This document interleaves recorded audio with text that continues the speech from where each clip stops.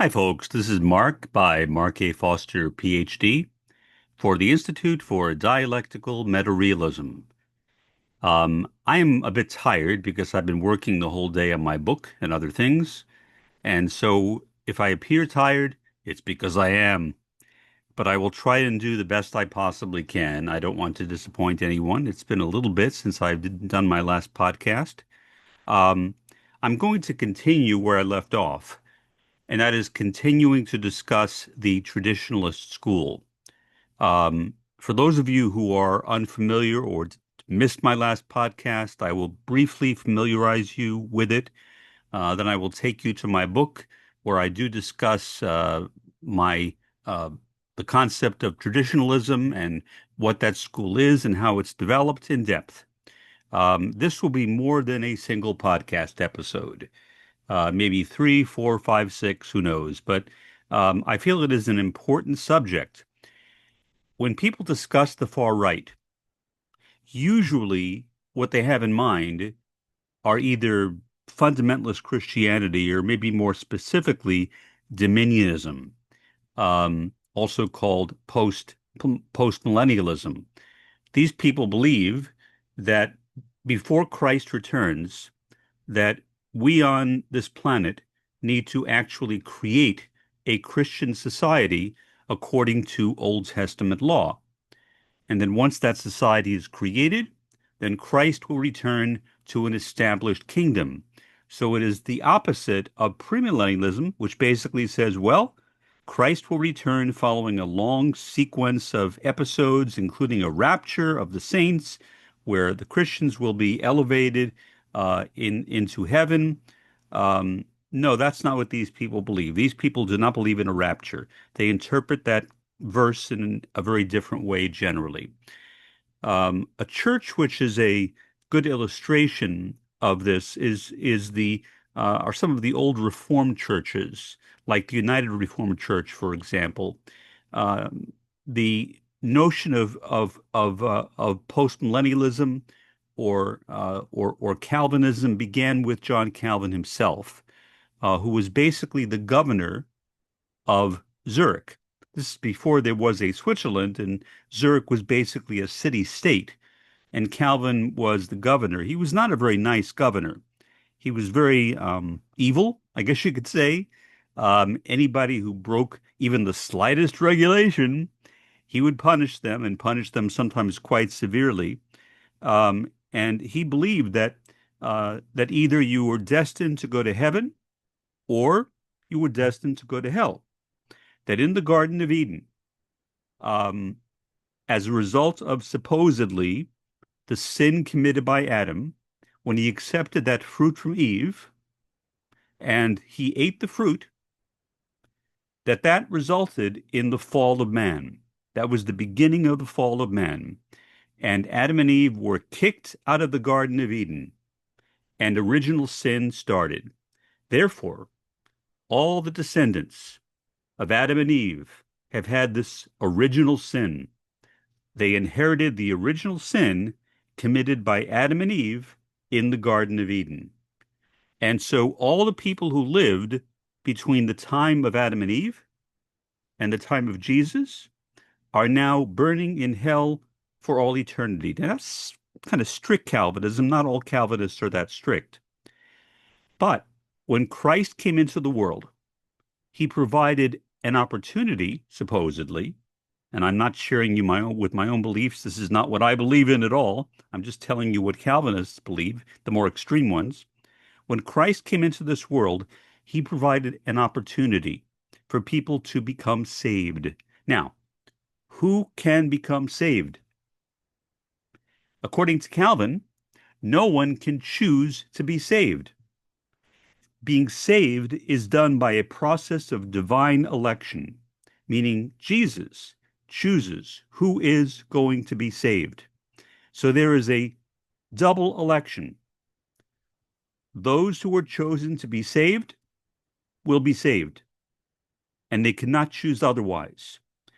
Calvin talked about irresistible grace, that through irresistible grace, they will be forced to become Christians. And those who are not elected to become Christians, no matter how much they may think that they are, they will never have that opportunity. They will never even think about it. The idea will never cross their minds. And so they will go to hell.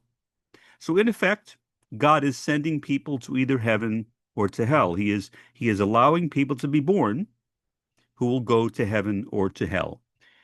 Not surprisingly, Calvinism is not terribly popular in today's world.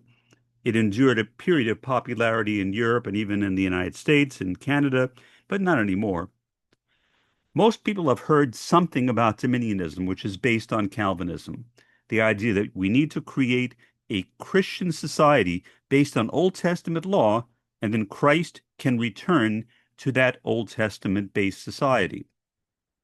But they have not heard of traditionalism, and that is a shame because traditionalism, I think, is much more dangerous. Well, maybe I'll say at least as dangerous as Calvinism and Dominionism are. And traditionalism is dangerous for a somewhat different reason. Um, it's not dangerous in the sense that it pronounces people as being saved or being damned. It's dangerous in the sense that it is very, very elitist. For example, traditionalists generally support monarchy. They extremely support monarchy. I remember reading a posting by a traditionalist schooler, as I call them, who was very, very upset when Queen Elizabeth died. He was mourning the death of Queen Elizabeth. And he was an American, but he was mourning Queen Elizabeth's death. Really, really, really upset. Generally, trad schoolers, again, my own name for them, are pro-monarchy. They are pro-caste system.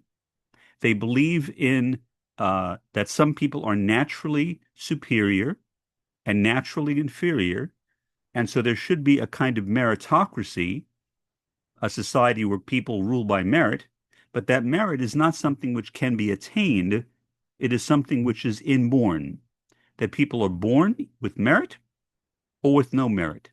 And so that whole notion of being a trad schooler has a lot more implications than many people realize.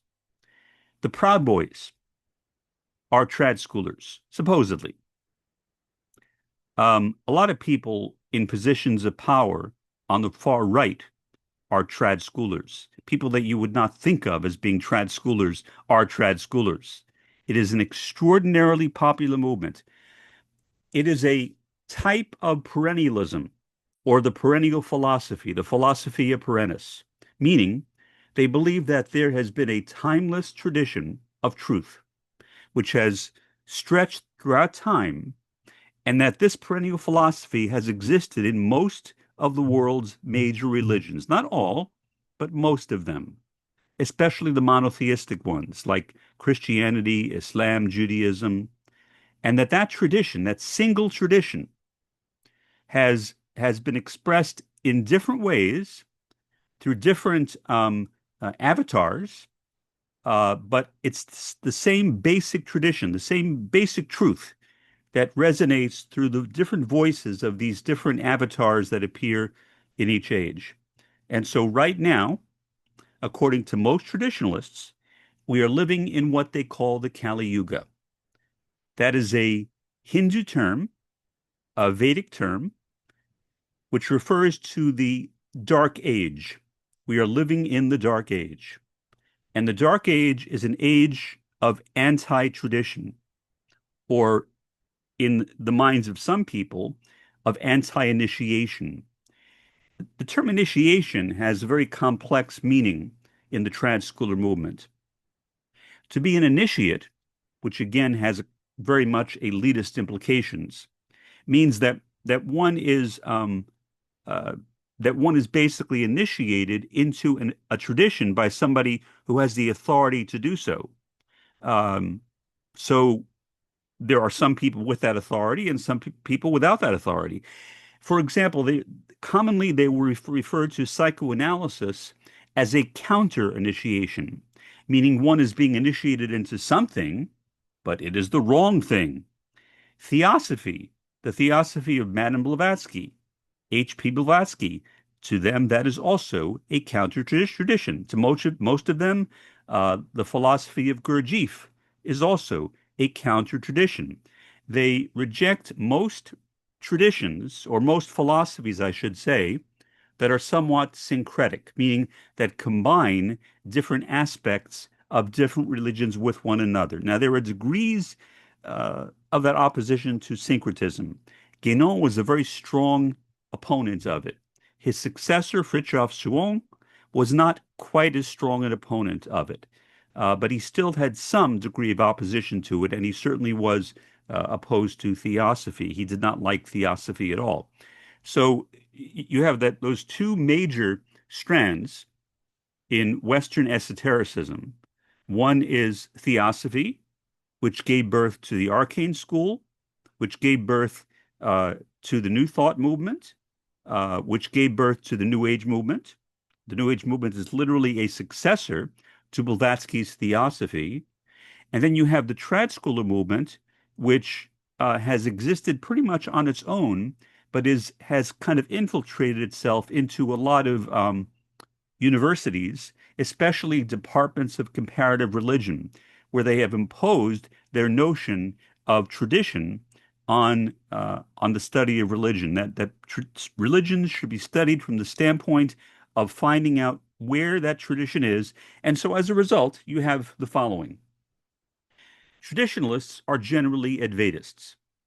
That means that they believe that everything is one. Advaita literally means not two, not two. A is the preposition for not, and Dvaita is two. So literally it means not two, but it's non-duality.